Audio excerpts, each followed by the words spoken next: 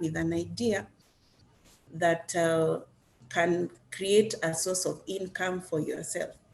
Now, there are many ideas out there. Once you have identified one that you would be interested in, for example, I identified that I could bake good cakes and baked products and I could be able to sell.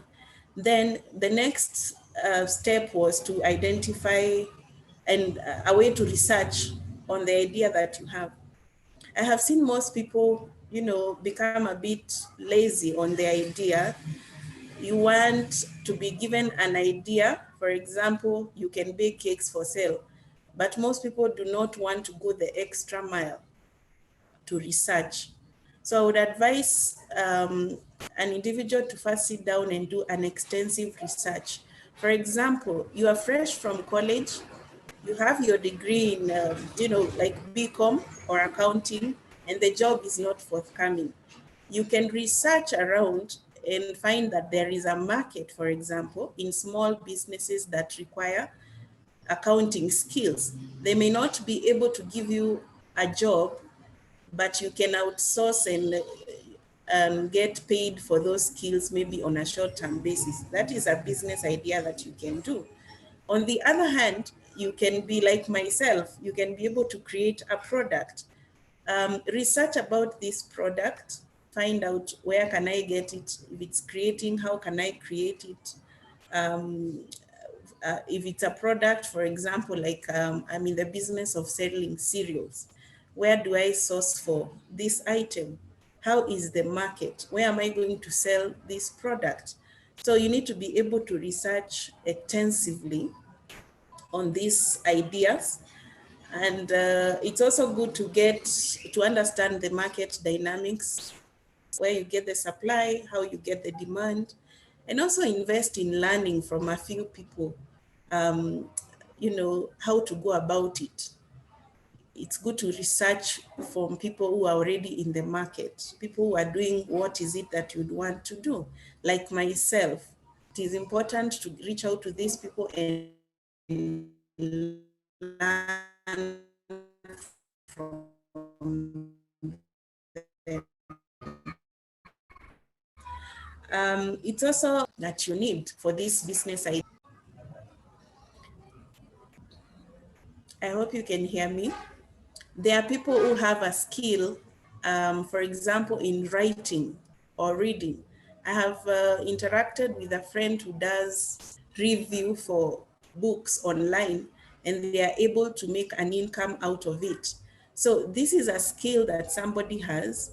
So you research on it and find out what is a requirement. Maybe you need a laptop or whatever it is that you need.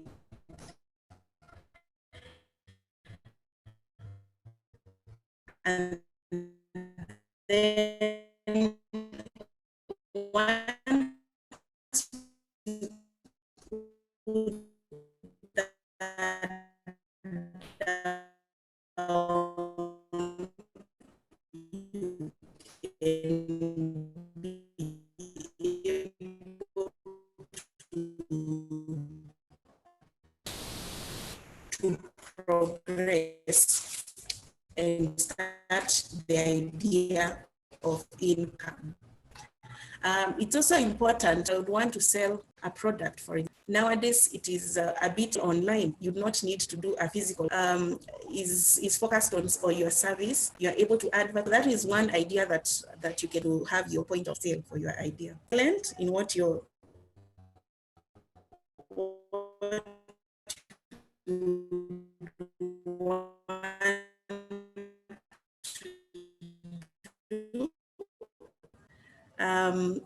I've tried to do by bringing a product. If it is a cake, make sure you're trying to sell out, make sure you're excellent at it, because this comes back and makes your business or your career much better. It's also important to be aggressive in marketing. Whatever the idea, even if it is small, like you might have a skill that you can make juice, you can cook, whatever it is, be aggressive in marketing that idea and put it out there. You'd be amazed once you put the idea out there, the feedback that you'd get and the results that you would get. Being in business has been an interesting journey for me, and as a born again Christian, I would want to encourage us to explore that, because it gives you an opportunity as you are in that transition period to interact with people out there, and it also opens doors for you. You get to meet people who can be very instrumental in your career journey much later once you get onto your job. And you can also discover, like myself, that entrepreneurship was for you. I only got to practice the course that I did for about 4 months.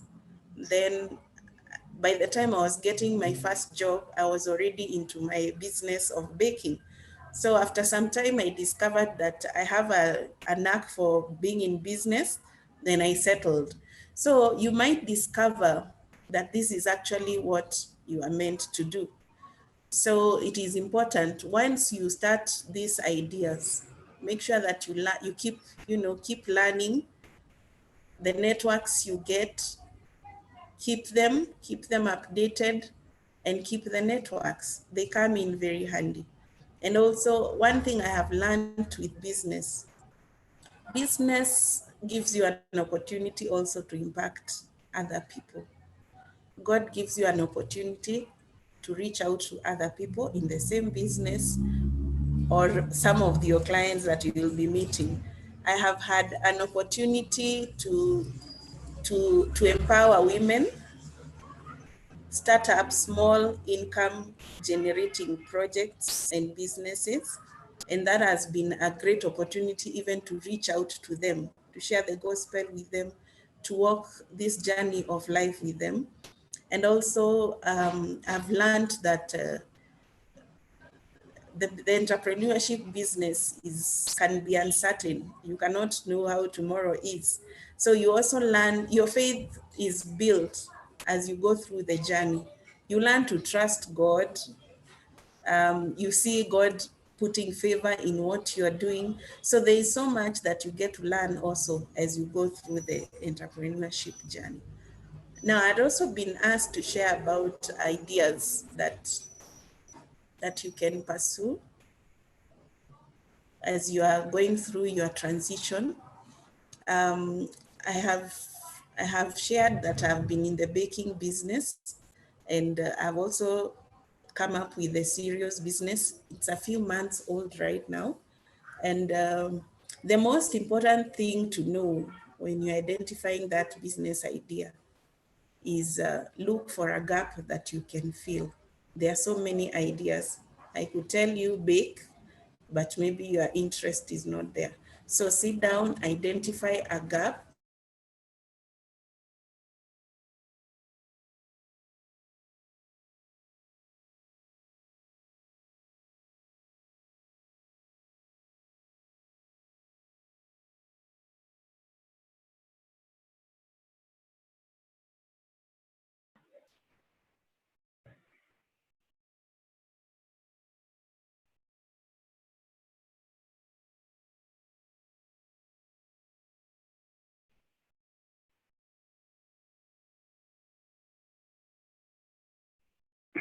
Hello, good evening, everyone. We seem to have lost the speaker. And I think she was just coming to a conclusion of her presentation. And she had just said that those of us who are about to transit from school to the outside their career world, we need to use our skills.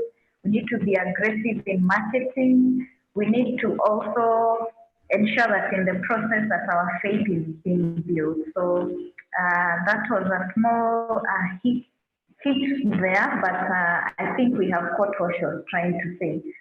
So in case you have any question to the speaker, kindly you can write it on the chat room if you're on Zoom. And those of us who are joining us via Facebook, you can write it on the comment section if you have a question, and we are going to address it together with the speakers. I want to acknowledge all of you who are joining us through Zoom, and those of you joining us through Facebook. I can see Charles from Kitale, Rachel from Nairobi, Simon Keitani, AP from Kakamega. We have someone from Kitui called Edda. We can see all of you, and we acknowledge all of you. And please keep engaging, keep sharing to your Facebook account so that your friends can also follow the conversation.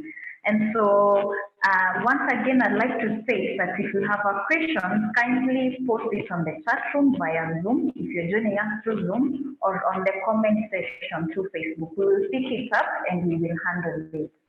And so without much ado, I would like us to move to the next session. And I'm going to introduce the speaker.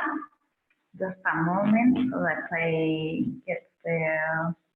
Yeah, so the next speaker, sorry, his name is Charles Athola.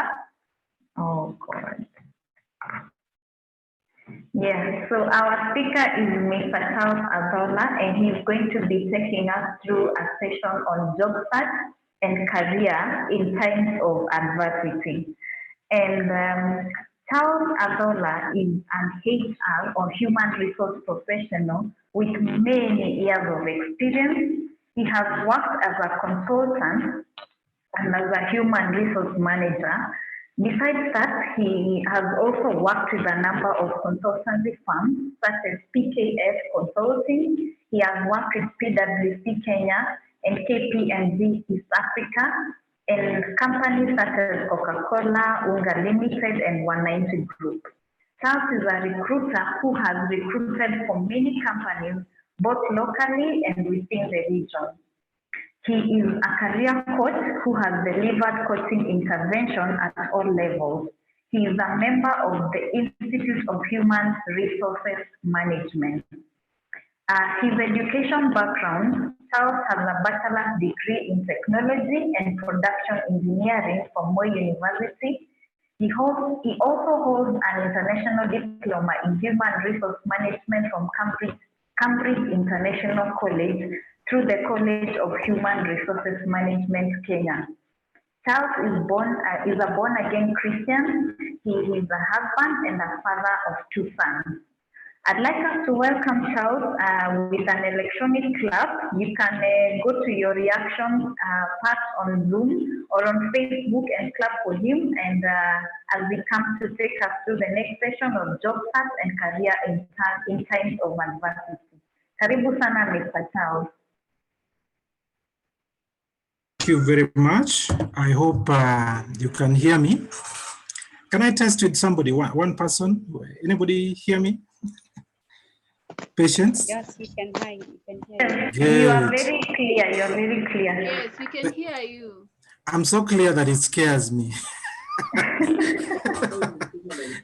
Now, I thank you for the introduction. I think for me, it's quite a pleasure to be here once again.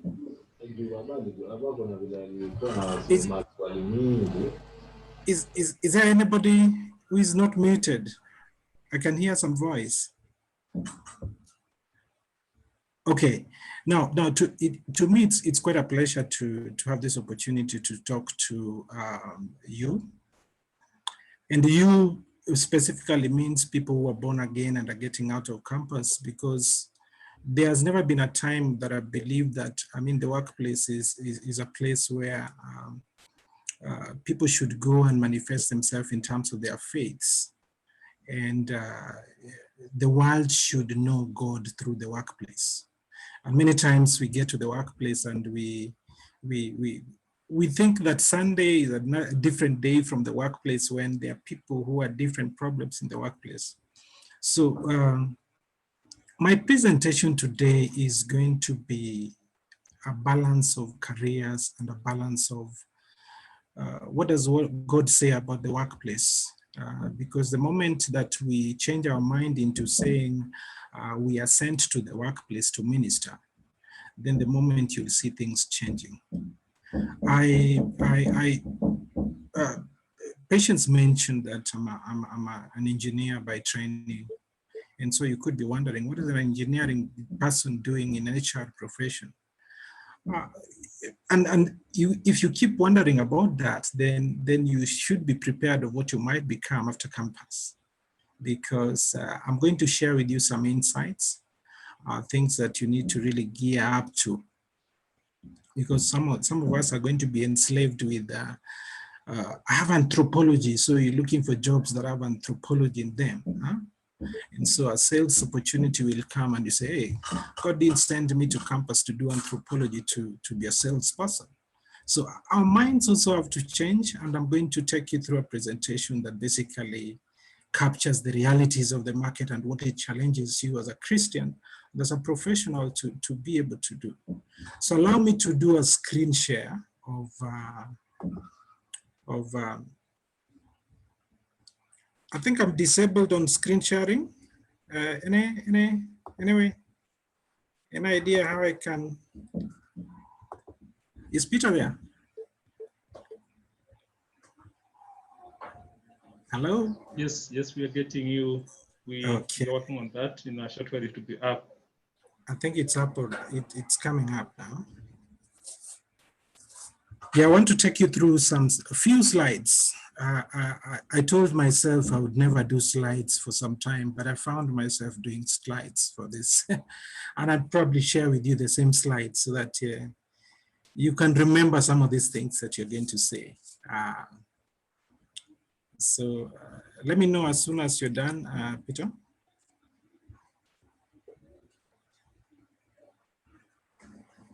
Okay. Share. Can you see my screen?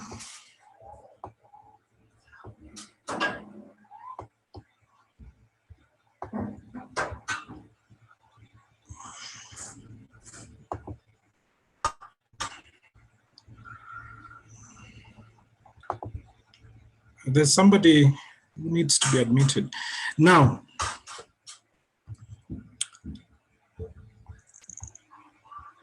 okay, let me just admit. I don't have the rights though. Now, what is my title there? Well dressed at the right place at the right time and ready to serve. And many times we look at graduates coming to the market and saying, what job can I get? Do I have the qualifications? Where is this job going to come from? And I want to twist our minds today to think about you are getting out of campus today to the marketplace to serve. So it's not about how much money I'll get. Yes, the money matters. But at the same time, you look at what does God want you to go and do at the marketplace? What is it that is spent 4 years or 5 years or 6 years in the campus trying to polish you for that now you were supposed to go and do in the marketplace? Now look at the image that I've just put there. Isn't that the David Goliath image? Now this is a very classical example of what the market sees you to be. No experience, no exposure, so we cannot give you a job. So what is David's mindset supposed to be? And David is just every fresh graduate that's coming out of campus. In all those perceived incapabilities, what is the mentality that you need to go with to the marketplace? Now, so congratulations. God gave you the challenge to go to campus. You went to campus, you're just about to graduate, or you've graduated. So you'll soon be a graduate, or you're already a graduate. So I want to take you to the scripture, to Jeremiah 29:11, because I know your mind is wondering about COVID, retrenchments, where am I going to get the jobs? I don't even see the adverts. What does God say? For I know the plans I have for you, declares the Lord, the plans to prosper you and not to harm you, plans to give you hope and a future. And that's the mentality I want us to start with. I mean, at some point I got tired about this COVID misery type of COVID and where are we going to get the jobs? Why last week, even within the week, I've encountered people who are going for interviews, fresh graduates going for interviews, or fresh graduates taking the challenge in the market. So let's see. Are you ready for the next challenge, assignment? Question, very nice question. Do you have an image of what the next assignment looks like? Very nice question. Many times, you know, we have a mental image about what the package looks like. What is the salary looking like? What are the benefits? What is the kind of lifestyle I'm supposed to live? Yes? And we forget about any other image that you can build about the kind of assignment that God wants to give us. And that's why I introduced John 9:6. And he says, after saying this, he spit on the ground. Huh? You know those days when people expected when Jesus was performing the miracle, he could touch the head and somebody gets their sight and things like classy ways of miracles. But this was different. He spit on the ground, made some mud with the saliva, and put it on the man's eyes. Go, he told him, wash in the pool of Siloam. This word means sent. So the man went and washed and came home seeing. It's not even the product. Jesus did something that was really, if he did it in the current environment of COVID, it could be unhygienic, very unhygienic, that you're looking at a situation where the ordinary way, the way you wanted you to get a job, you get a job after campus and the next time is a 6-figure salary. And sometimes it won't come that way. Sometimes God will do it in his own way. Now, the other question is, do you know where your next assignment will come from? And who has all the answers? Don't we know who has all the answers? So that's why, as much as it looks like a marketplace, God is in control. So let's go to the next slide. Now, your job, your service, your calling. That is the mentality I want us to go to. What's your calling at the workplace? If I don't mention it to anybody, let me mention this right now. The workplace really needs a lot of things. Excellence, they need good engineers, good program managers, people that do their best. They also need people who are dependable. You know how corruption is in the country. We need people who are flexible. Somebody who's an engineer and could do a lot of social media things. Authentic people, people who know, who mean what they say. People who relate honestly. People who exercise positivity and hope. Now, if you look at all this, what do you have? At some point, we limit ourselves that, yes, I have to look at the course that I did, and that determines what value I'm going to deliver. But apart from the technical ability to deliver, you will come across in your workplace. You must have mentioned about, somebody must have mentioned to you about the political managers and people that bully you and want to really strain you in your job. Some of these people just need honest employees that reach out for them. The workplace is hopeless. There's evil sometimes. And there are certain things that are not technical that will make you the most pleasant person in the workplace. And you got to look at this in totality. Now, what are those skills that are coming up? I had a chance to talk to a parent who was having a problem with a son who is a graduate. I think he did something in tourism and hospitality management. And this guy got out of the market and is into this digital marketing. He does a lot of marketing online. And I think the father did not like that and said, you did tourism and hotel management. Why are you doing this kind of things? But it is emerging that the use of technology, especially things that like what we're doing right now and being able to market, are things that are making graduates, fresh graduates, to be more marketable. There are companies that require salespeople, people who can manipulate the digital environment to get their product known in different places. So that's one skill that you really need to polish. And especially those who have smartphones. I mean, it's easy how Facebook works. Make a flyer, let it fly around. And those are some companies and small setups just require those kind of skills. Commercial skills, sales. Like I said, you are a graduate of anthropology and a sales job comes up. What do? I said, God, you sent me to do anthropology. Now, let me stick with that. You remember the reason that I gave you, the scripture that I gave you when Jesus spit on the ground. How he's going to bless you is going to really be unique. And it could be just that course that you don't think you did. So the more you resist, whatever comes ahead of you, take advantage of it, and it fulfills you. Invest your study, invest your time and resources in study. Business acumen. Companies are looking for people who can look at how do we make money? How much do you make money? What is the profit margin for the things that we sell? Research, analysis, and market intelligence. And if you look at commercial organizations and consultancy firms, organizations are investing into people who are going to study the market and consumption patterns. People are going to do surveys. People are going to do research analysis. And the humanitarian service delivery. NGOs are all over the place. Now, what we don't know about NGOs is that many NGOs have organizations called community-based organizations. And those are the organizations that they fund. So sometimes beginner level jobs are not in CARE International, but they're in an organization that CARE funds. So that level of awareness is also very necessary if you're looking for a job.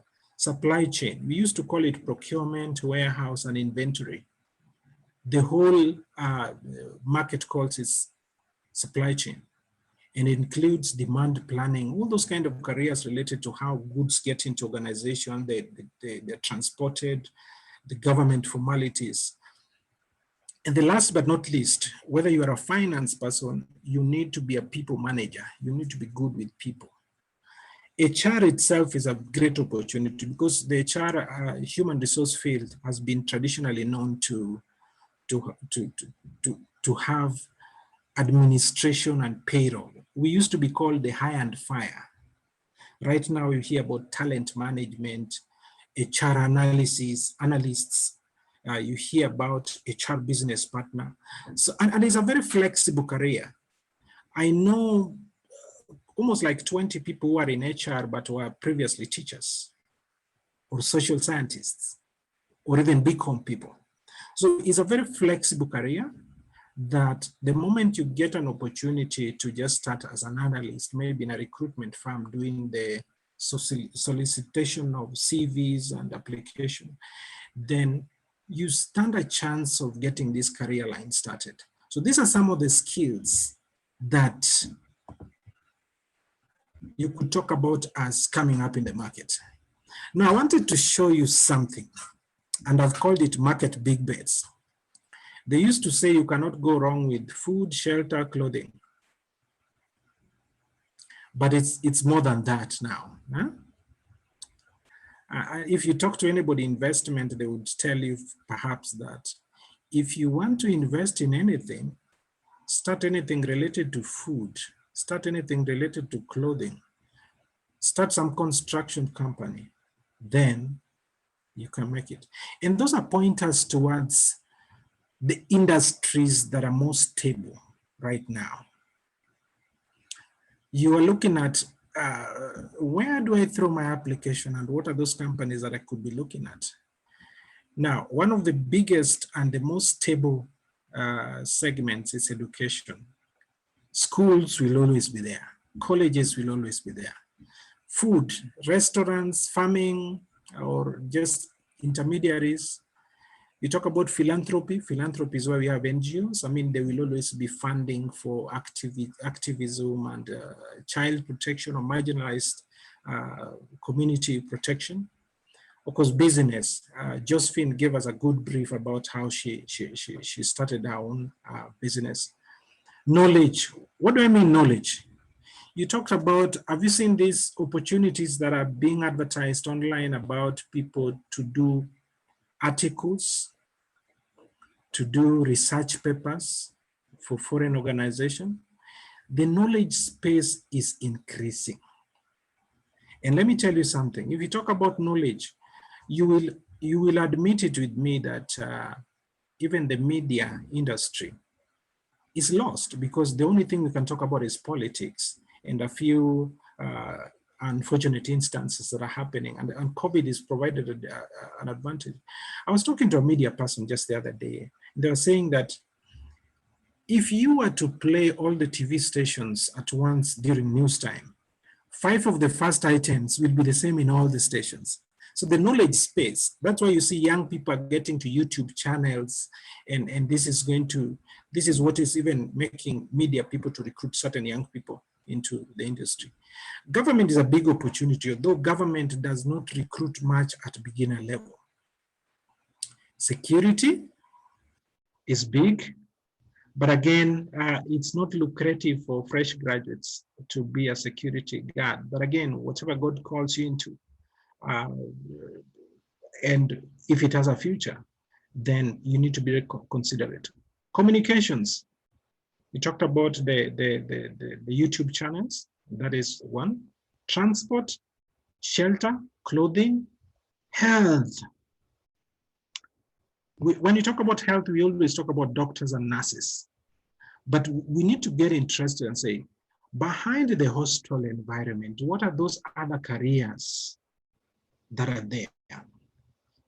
Is it about, if it is business, for example? I had a friend of mine who was doing fabric business for the hostel, because you know that fabric that you see being used to make hostel beds and bed sheets is quite different. And so there was somebody who I knew was specifically dealing with that in terms of business. So these are pointers to basically what are those big bets and sectors where there is a little bit of stability, and they promise that, for example, if you got into the sector, that you could get much out of it. Now, I talked about communication. At the lower bottom, you can see communication. Did you know the least affected companies during the COVID were telecommunications company? Did you know that? Safaricom never retrenched. Telecom never retrenched. My former boss, Wananchi Group, Zuku, never retrenched. And instead, you're seeing adverts going up. Now, I worked as the head of human resource at a subsidiary of Wananchi Group. And one of the things I could realize that it's a very adaptable environment. So it depends on how you package yourself. Telecommunication is going to be very stable, no retrenchments, and probably expansion, because I have a friend of mine who's managing, I think he left the telecommunications industry, and he has his own company supplying internet in the Kayole, Umoja, and he buys from Wananchi Group. Those are the opportunities that you need to have pointers of where can I not go wrong? What are those places that I can walk into and ask for internship? Because we also have to have the mentality that a direct job might not be an easy possibility, that companies would really be looking at. If you asked for internship and then use the internship to negotiate for an opportunity internally, that would be one of the opportunities that you have. Now, let me get to the title of my presentation. So how do I approach the market? Know yourself. Josephine mentioned it and said, do we know what you're good at? I want to change it a bit. Do you know what you're good at? And do you know the kind of impact you want to make? You know it very well. You probably, when you're in campus, you know the kind of contribution you normally make in discussions, and you know very well if you're somebody who's a critic in conversations, you know yourself. If you're somebody who's a moderator in conversations, you know yourself. If you're somebody who's a peacemaker, you know yourself. That those are the kind of impact that you want to make on people, always in any circumstance. So it is good to know yourself, the natural self, and say, if the market was open for me to be the one to choose what I can deliver and what God will be proud to be the impact that I make in any setup, then this will be it. It is good to know. And you'll find that your personality clashes with the opportunity that's available.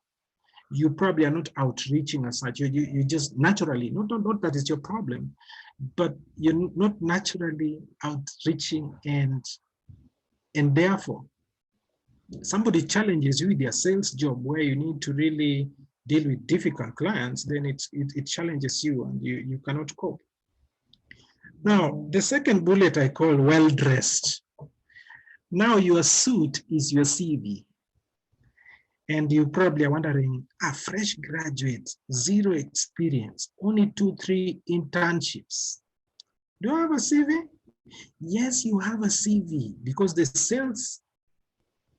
sales competitive edge of a fresh graduate is not the experience. It is the aspirations and enthusiasm that you have. I have recruited an intern at some point, I think when I was in Wananchi Group, who just showed up at the reception, and was quite interesting. When he was, I think he was directed to me and said, oh, this is the head of HR. And you could expect him to be really scared. This is the head of HR. He dared me. He said, hey, how can you make me work with the technical team? I want to really see. First of all, a fresh graduate requests you to go and take him to, you know, this, what do you call it? The satellite dishes. And is excited to get to know about it. By the time I walked him around, because I had some few minutes, I was already convinced that I need to give this guy internship. And sometimes it is that enthusiasm that does not show itself in your CV. What do you desire to be? What is that one thing that really somebody can say that it's the biggest impact that you like to make in the job market? Yes? And those are the things that should come out in the CV. Knowing the place, do you know where recruiters are? Do you know how many people can mention 5 good employment agencies in Kenya? You probably would be talking about Brighter Monday, you'd be talking about Summit Recruitment, you'd be talking about, even me, I'm struggling with them. They're quite a number. They're big recruitment agencies that you should have logged your CV with. And they're also headhunters, people that don't have to advertise, they just look for introduction. So you need to really know what the marketplace is. There is also something you need to know, that some of these companies you desire to work for don't recruit directly. Did you know that Airtel, the entire sales team are contracted by SheerLogic consultants? Did you know that? And probably I know you've already sent your letters to Airtel. Airtel doesn't have any sales department. They have actually outsourced. How do you get to know the market and the way the market works? You want to apply for a program assistant in an NGO, and this NGO works with 10 community-based organizations. And in those CBOs, those are where the program assistants are. There has to be a level of awareness for you to know you're not going to throw away your applications just anyhow without you getting the feedback. The other thing you need to know is the time. They can't give me a job, but they can give me internship. They can't give me internship, but if I propose to do a project with them, maybe they can include me. Those are the kind of things. There are certain things that, you know, and one of the things we don't do as graduates is to look back and admire the projects that we did on our final years. If you tweaked your project that you did, which was very generic, to now look at a context, a specific situation in Airtel, and told them, me, I don't want internship. Me, there's a very nice project that I did in campus. Would you mind if I did it in your context? And I'll give you this report.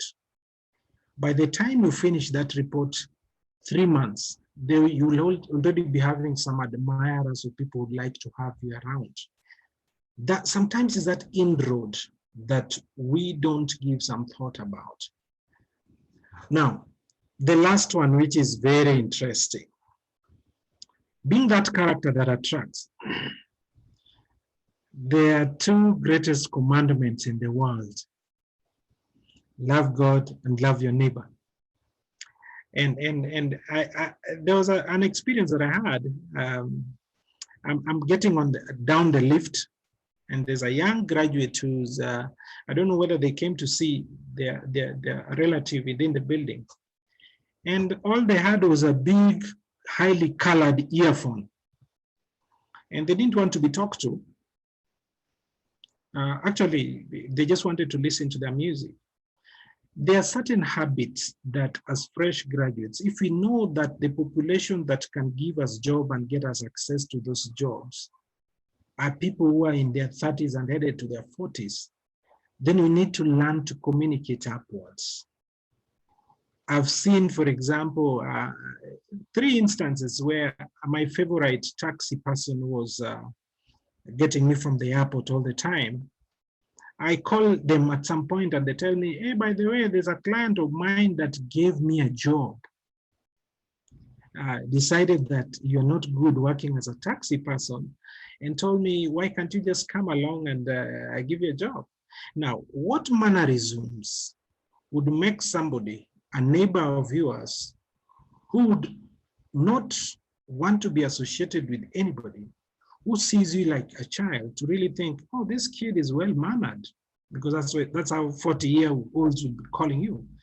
So what is that character that attracts? You meet a CEO of a company in a mall, and you have 5 minutes with them. Would you put on your colored earphone and listen to your Michael W. Smith, or just interrupt this guy and help them carry their supermarket luggage to their car, and then you chip in your interest? Certain things, you know, the way the crafty things that salespeople do, we need to up our game and be good people that people can remember us because we wanted a job and there was this nice guy that I met. And therefore, networking does not start on Monday to Friday. It's an everyday thing. You are going to meet somebody in traffic. You're going to meet somebody who is very influential, whose car is broken down. So let's open our minds and apply those habits that can get us opportunities. Now, did you talk about CVs? You probably know your CV, what your CV should have. Personal details, the names, because you are very young, you can talk about the date of birth, directions to that. And then you can also talk about career summary. What is career summary? Career summary is basically, because you don't have much of an experience, you can turn it to be aspirations and ambitions. And then also your attributes. Attributes there mean that your personality, aggressive, fast learner, because at a fresh graduate level, those ability to learn and work with people are those things that employers are looking at. Now, experience, you'll have to describe the internships that you did. And many fresh graduates make a mistake in their CV. You know what they do? The name of the position, they call it intern. There is no position called an intern. Forget about it. Now, if you are a social scientist and you got internship in an organization where you're working with a program manager, you are a program assistant on internship contract. We fail to get this. There is nothing called internship, intern. It is whichever internship position. It is usually a position related to your career, but under internship type of contract. Internship is just a type of contract. So don't undersell yourself calling yourself an intern.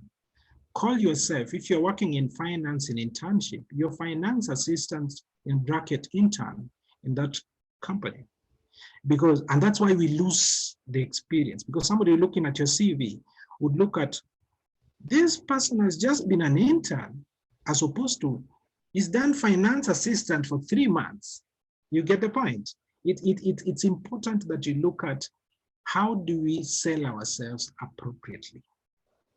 And you'll come across a situation where probably you did a project with, you are involved in a short-term project. Those are the things you list as experience. Of course, personal interest and the referee. Be careful on presentations, fonts. And many times we leave the default font in the laptop is what we leave to the CV to live with. So how many CVs will you see with Calibri? It means you just started typing and you never changed anything on the format of the CV. Do some style on it. Spacing, very important, and indentation. That's how much you move the content of the CV left and right. So it's important that you bear that in mind. Just allow me, I don't know why my... So your personality, you're headed to the workplace or you are headed to the job search. Are you the person, that nice person that even that the busiest of the persons can still remember you and say, where is that nice boy that gave me his number? What is this nice lady that looked? I mean, people are looking for nice people to work around them. And you need to be really, a fresh graduate does not have an uncle who is that bad uncle. You know, every family has this bad uncle who atusaidia anytime. Huyu jamaa alikosa kunipatia job. No, those are the kind of domains, let me call them domains, that you leave when you're looking for a graduate. If you want somebody, because one of the things that I have with the people that I share opportunities with is that you'll share a very good opportunity with somebody and think that they are quite aware of their environment and know which cousin or which nephew is looking for this opportunity. Many people are unaware because maybe they're just careless, or maybe we don't make an impression that makes them compelled to think about us all the time. How do you create that impression that every time somebody comes across an opportunity, it is you that comes to their mind? Are you selfless? You'll find yourself, especially graduates who are coming from out of Nairobi and are staying in Nairobi, that you're staying with an uncle probably out of town. And this is the uncle you expect to be giving you transport money when you're going for an interview, or even informing you or linking you with people. Are you selfless enough that you would be a priority in their mind? Do you reach out for people? You're going to have fellow graduates that are going to get opportunities sooner than yours. Are you going to stay in touch with them? Because it's networking. I've seen situations where somebody forwards a CV for somebody, for a friend of them, because they are already occupied somewhere else. And last but not the most important, actually, are you God's servant? How are you going to have an impact in the workplace? Are you going to be the positive one that comes around? The employee that comes and is able to put to a halt the rivalries in the workplace, or are you going to join the politics? What is your prayer right now? Are you asking God for a job, or are you asking God to send you to the workplace to do what He wants you to do? Anytime, and especially, I've also had my, one of the things that I learned last year is that if you mind about your customers and your stakeholders, they'll mind about you. Anytime that I send a message of how are you doing with your family to somebody I did their CV 10 years ago, they come back and say, are you still doing CVs? You get the point? Let people think about you because you reach out for them selflessly. Even that person that gave you a regret letter or could not help you get a job. So it is important that you embrace that. And to end it, I'd like to ask ourselves this question. Have you positioned yourself in such a way that God is delighted to send you into the market to minister His word? What is your prayer? Are you asking God to send you? Are you asking God to send you to the market? Thank you. I'd like to at this point to just stop sharing and mention that yes, as Christians in the workplace, we need to really be prepared that our opportunities might not be the kind of opportunities that we think about. God has a way of blessing people in His own way and His own approach. But at the same time, let's bear the reality that at some point it might delay. And it took 13 days, 13 years between David killing Goliath to becoming a king. And you can imagine how impatient he could have been because he had accomplished what he needed to have to be a king. You've accomplished what you needed in terms of being a graduate.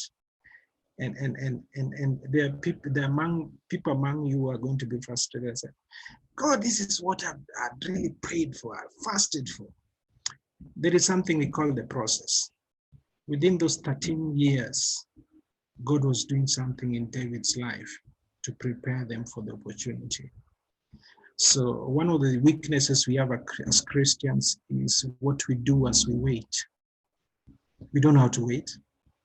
In the period that we wait, how many people have we cast? How many relationships have we said, Uncle Nani hakuwa anataka kunipatia job, nimekaa 3 years, blah, blah, blah, blah, blah. The waiting process is an experience. And whatever God does in your life as you wait, take away the experience. What is God doing to change you as you wait? And ask God to send you. The workplace needs born-again Christians who are going to diffuse the politics, show people that compassion works. And I think you are here at the right time. I don't know whether when you tell God to send you into, whether God is going to say, hey, they say COVID exists, but now that you're ready to be sent, opportunities will just come, including business options. Now, when you say you want to be useful, the job seekers that have really surprised me on LinkedIn are people that said, Charles, I did this kind of course. An opportunity. Look at what I can do. I want to really make that difference. And I just forwarded the same message to somebody else. This is nice attitude. You get the point. At fresh graduate level, there might be stagnation in terms of the numbers that are coming out of campus. So you really have to be exceptional, and exceptional means that both in terms of your character as a Christian, both in terms of your mentality, in terms of what you want to go to use you with. Those are things that really have to change. And you got to be ready to position yourself in the marketplace. The marketplace needs going into the world. Part of that world is the marketplace and the workplace. Brothers and sisters, from me, it's all the best. I believe you are at the right place at the right time. Let God use you in the opportunities that is going to open up. Thank you. Thank you. Thank you so much, Mr. Charles Adola. We are so blessed by your presentation. And just as the comment on Facebook, everyone is saying that that was very insightful, that was very profound, and we have learned a lot. Myself, even being in the career space, I have also learned a lot. And from today, I think I'm going to take things to the next level using the knowledge that you have shared. So God bless you so much.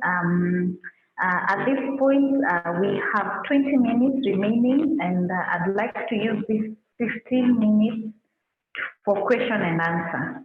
So if you're on Zoom or on Facebook and you have a question, kindly do send via the chat space on Zoom or on the comment section on Facebook. I'm going to note it down, and then we will direct it to the speaker. But just as we are waiting for your questions, I would like to acknowledge a few people. Those people who are on Facebook, we can see you. I'm seeing you, Abel Mogita. You are saying that I think that most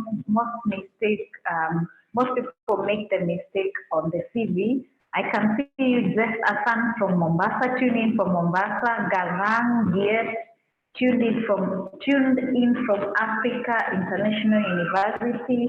Ezekiel Wambugu, I can see you. You're saying that the session has been very educational and transformational. And all of you, Kenny Marau from USA, we can see you. Henry Draghi, Esther Njoki, all of you, we can see you. God bless you. Kindly send in your questions. And as we are waiting for your question, I'd like to re-invite Madam Justine Wanzela, whom we lost a few minutes back. Her presentation was interrupted by network issues, and I believe she had a few things to say. So Justine, kindly come in and conclude what you are presenting, just as we are taking questions from our audience. So karibu sana, Justine. Thank you, Patience. Sorry for the interruption that came on earlier. I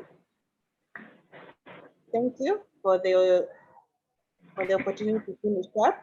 I went off when I was sharing about the opportunities that people can pursue during the wait, and I thank my partner Charles for elaborating on quite a number of the ideas that I was going to mention. I would just want to mention a few that I didn't mention.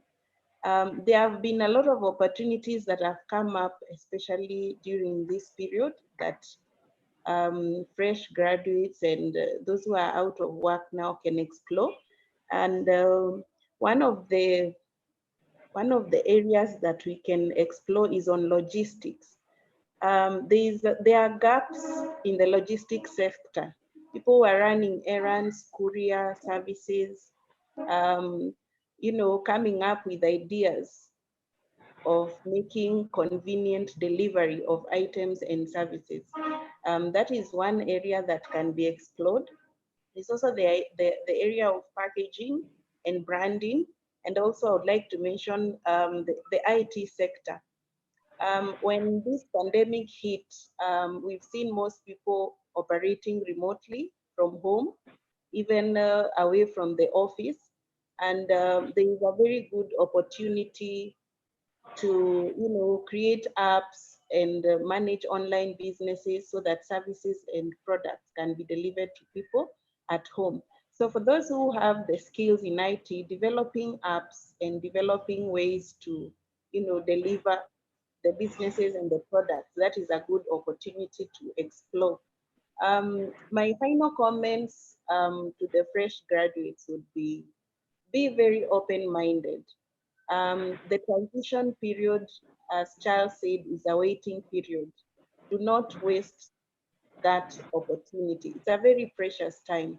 Be open-minded, listen to what God is teaching you during this period, whether you're doing that, the income generating project, or you're in your job search. Be very patient and open-minded to learn what God is teaching you. It's also a period that it's good to explore your networks.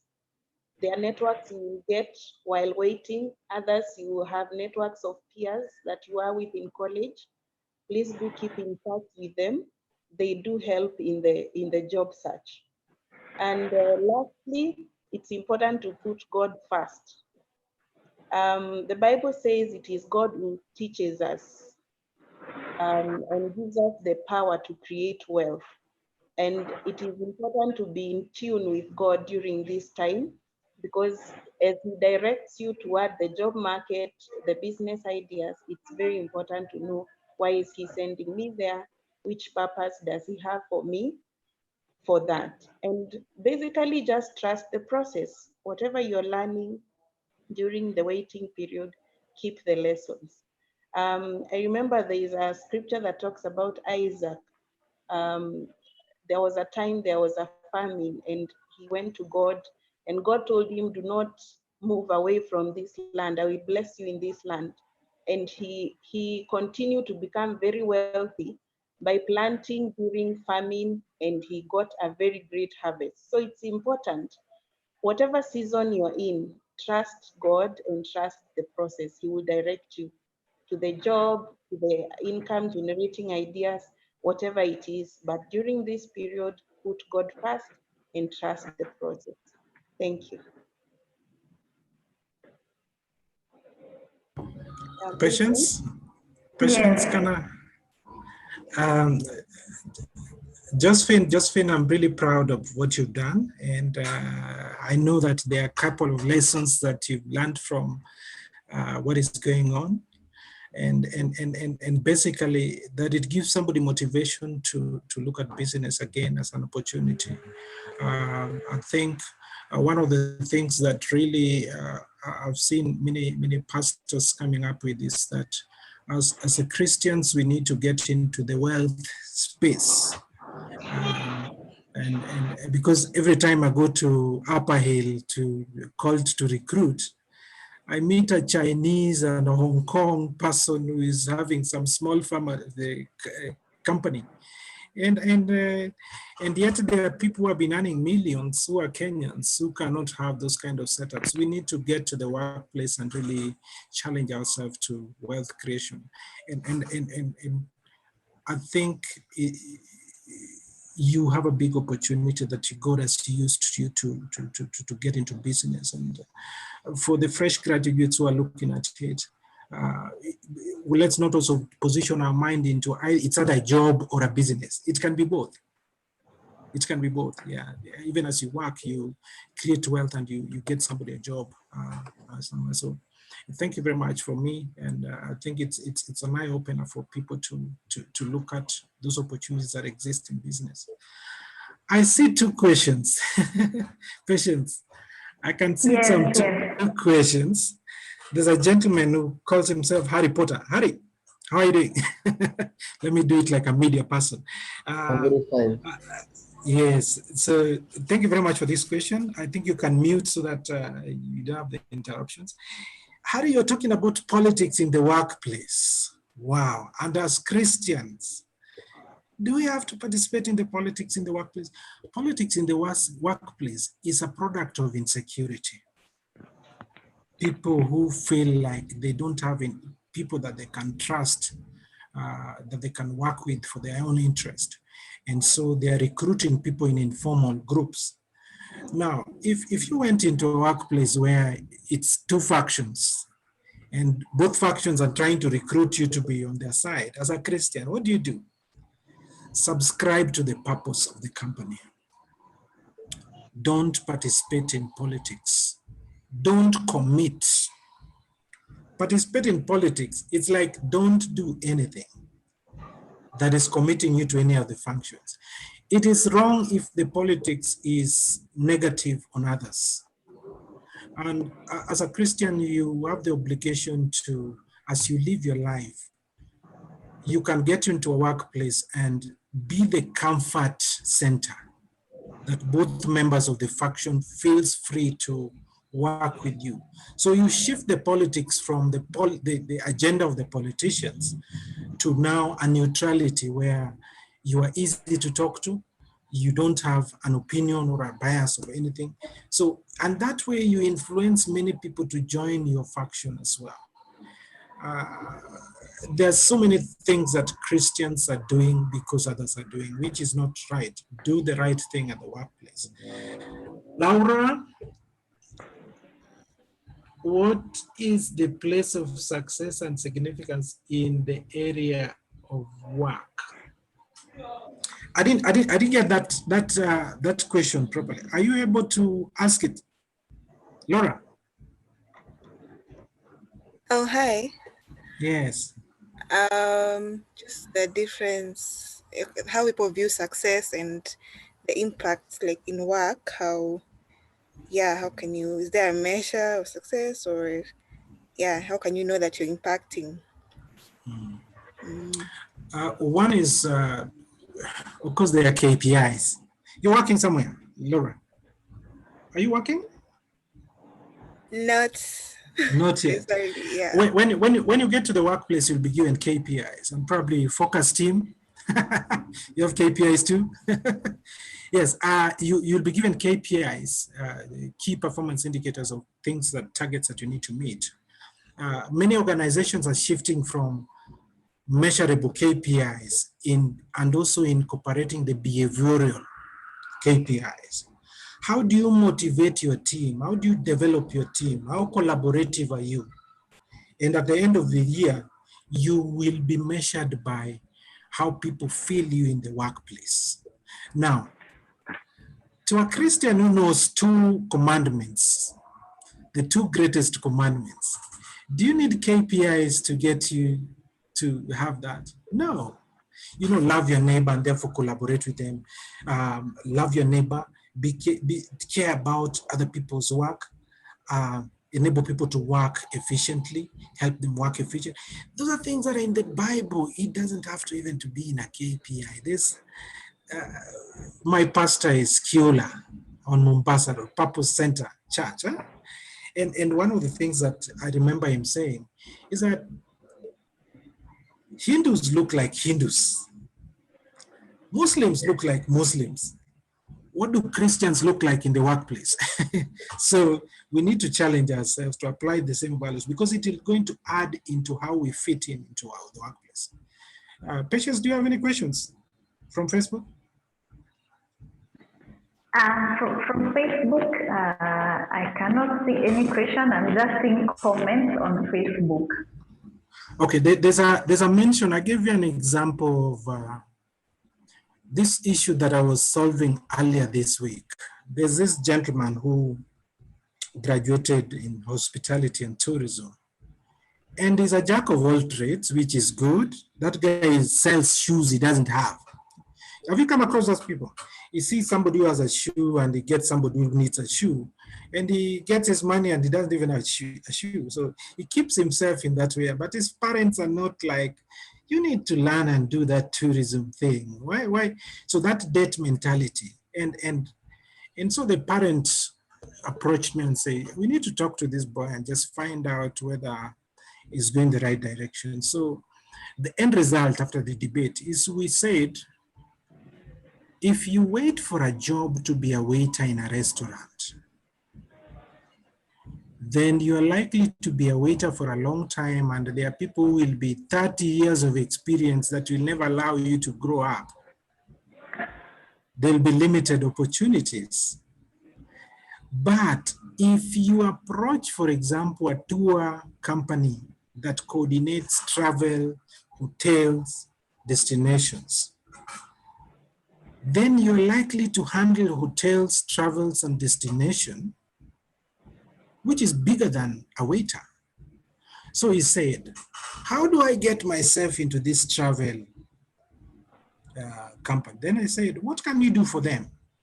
Then he mentioned, I can speak 4 languages, I can do this and that, I know a lot of this software that does this. Then I told him, can you tell the same thing you've told me to an owner of a company that is tours? Then the owner of the company told them that write a small 1-page, 2-page concept brief and see me next week so that we talk about it. We are waiting for jobs to be advertised. And yet we have ideas that can change the company. Let's shift our mindset from application letters to concept briefs.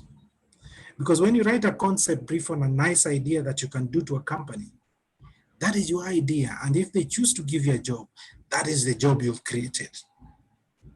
We can create jobs by selling some of these wonderful ideas to companies and not waiting for them to advertise this opportunity, and we align ourselves to the job description, and then we are judged by a standard we did not set. Now, companies are getting over from this COVID period. What can you do? Have you thought about an idea? It looks like this company has done it or they are not done it, and you can do it in 1 page of a concept brief and share with an MD and say, why can't you give me a chance to try this with you? There is value in how companies appreciate people who have volunteered ideas and chosen to work with companies in certain matters. I think let's change our mindset. It's a proposal writing. When you meet a CEO, somebody who looks like a CEO in a mall, it's not kumwachia nafasi. Say, how are you doing, sir? Huh? Can I help you with your luggage? Unajua wakati unajaribu kutafuta, you don't know what business card is going to give you, don't you? You don't know what business card.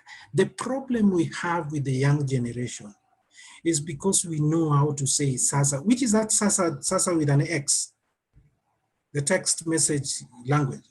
We know how to do it.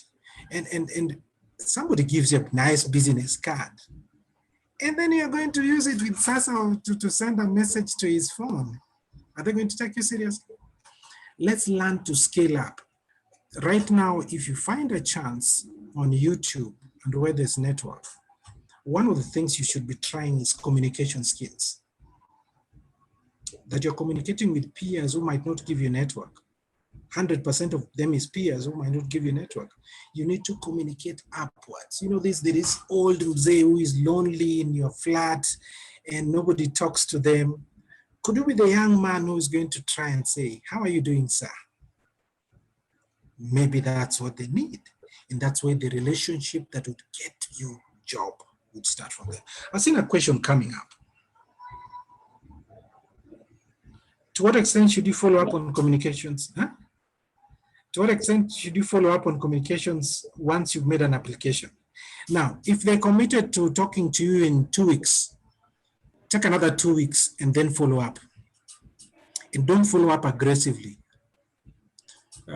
You know, kuna ile kufollow up ya unanidai, unanidai. Ulini promise uta communicate na uja communicate. Nini mbaya? If your tone is that way, then somebody would quickly write a regret letter because they don't want to handle you again. I've seen people who are written regret letters because they followed up in an appropriate way. How do you measure your worth in the marketplace and also in an interview? Maureen, hii swali sasa inani. Kuna venye unaonanga watu wakireact kwa panel, huh? I think it's more senior level. If I was to, I do coaching for interviews. Huh? If we are to talk about what is the kind of reaction that you see on interviewers, then that would show you how successful, how good you are in the interview. But at the same time, there are interviewers who are negative. So how will they react? When you have excited them so much and they don't want to show you openly that you're so good, they'll be mean. But there's something that I normally teach my candidates, especially experienced candidates, that you finish an interview and then the interviewers ask you, do you have any questions for us? And we are normally tempted to ask, hey, when am I getting feedback? Innocent questions. Yeah, which is good. You throw one question that is very innocent and one that is very complicated and say, um, if you made a case, for example, that you talked about being able to sell or to innovate things, then you can come and say, I mentioned about innovation. I don't know how critical it is for this position. Huh? You know, you're testing. You know what you're testing? Was my thinking in the right direction with this position? You're tactfully just manipulating them. You with time, and I hope that one time we'll just have to interact with some of you in person. The interview environment is exciting. It's manipulation. It's politics. You play a little bit cozy, like, hey, I'm very innocent, but you also look at how you incisively find information, manipulate. It's very, so one, how do you know your worth in the marketplace? How many interviews do you get called for? That is one indicator. And secondly, how long does the interview go? And how do you feel when you leave an interview session? Kuna interviews zingine unatoka kama una sweat. Kuna question moja ulikuwa asked 3 times, which means the first answer was wrong. So those are indicators that you should really have by yourself. You know very well, and in your own private communication, you know very well when you're talking to somebody and they're getting you. And you know when they're defensive. They are getting you, but they are jealous that you're too good. You know, those kind of things. You know it. So with time, you will get to polish those kind of assessments and see how you take advantage of that. Time is up, I'm told. Yes, thank you. Thank you so much, Mr. Charles Atola. Just as you have told us to always ensure that we are remembered, I think we will always remember you. Thank you for such an insightful session, and thank you for encouraging the young graduates and us who are already in the career space. I want to mention one comment that has been put on Facebook by someone called Momo Philip.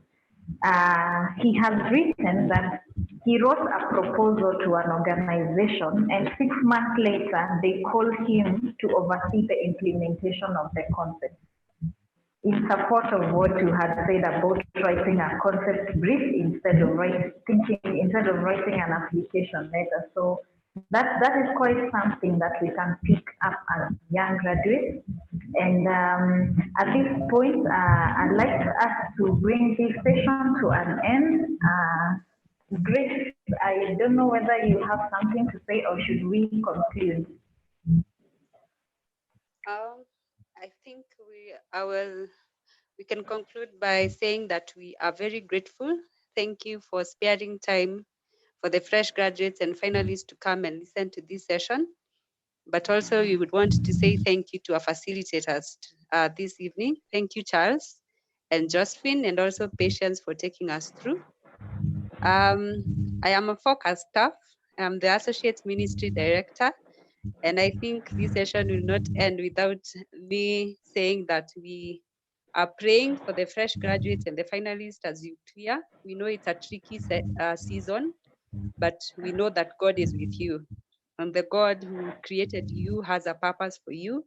And as Charles reminded us, that God will bless us in our own, in very unique ways. And ours is to be attentive to what God is doing in our lives. I'll also want to invite you also to be part of the Associates Ministry in Focus. There are 37 branches all over the country, and you can join one. You can go to the Focus page and you can sign up for any branch that you want to be involved in. And in branches, there is a lot of support that goes on, even for fresh graduates. You are able to have fresh graduates forums in the branches that are a bit close, and you can get to network with older associates that have cleared before you, and they can be able to help you even to be able to transit very well as you join and be part of a branch. So thank you so much for sparing time. we would want to request the people on Zoom as we finish that if you can be able to put up your video on and say hi to the people who are watching on Facebook, but also we can be able to see you. And thank you so much for joining us and for creating time to be with us. For now, I think we can just pray by sharing the words of grace and thank you. And we hope that we can be able to meet in other forums. So thank you so much and God bless you. But for now, may the grace of our Lord Jesus Christ and the love of God and the fellowship of the Holy Spirit be with us now and forever. Forevermore. Amen. Amen. Amen. Asante Amen. sana for joining us. Amen. And those on Zoom, you can even unmute your video and say hi. Hi, hi, Goodbye, Sam. everyone. Hi, everyone. Charles, thanks for a good job. Thank you. You all.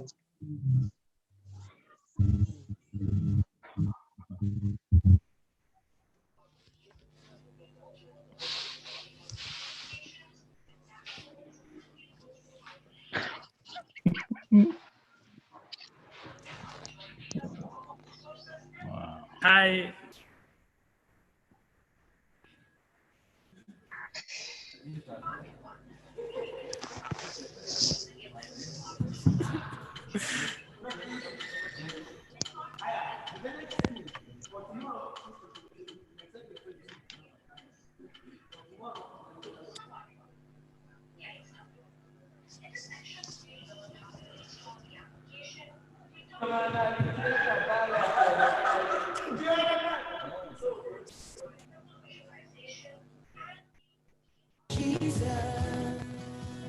Somebody said, name above every other name. Oh, what can't you change?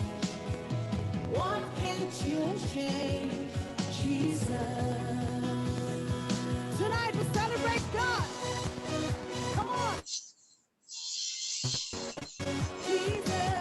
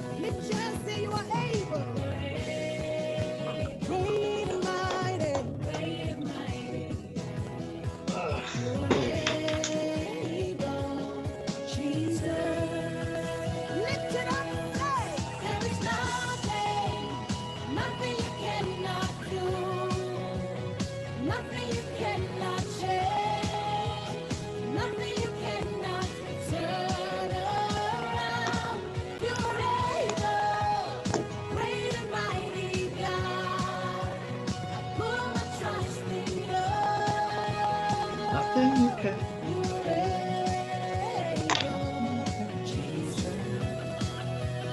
We love to sing about our God. Come on, put your hands together. Say, put those hands together.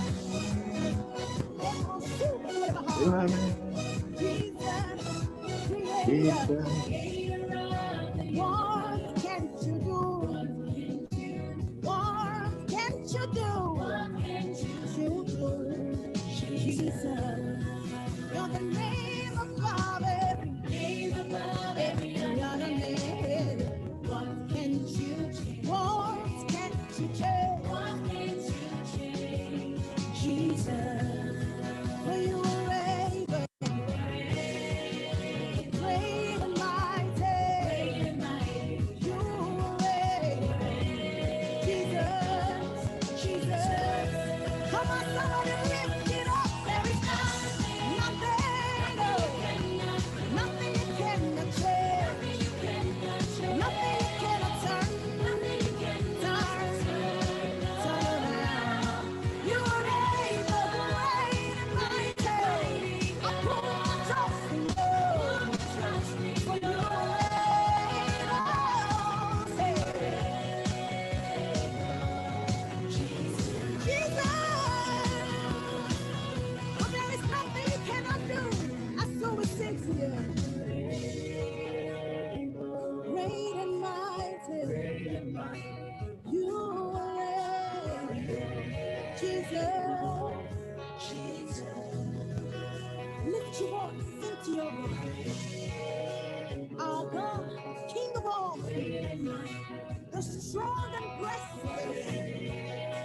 Elohim, Jesus.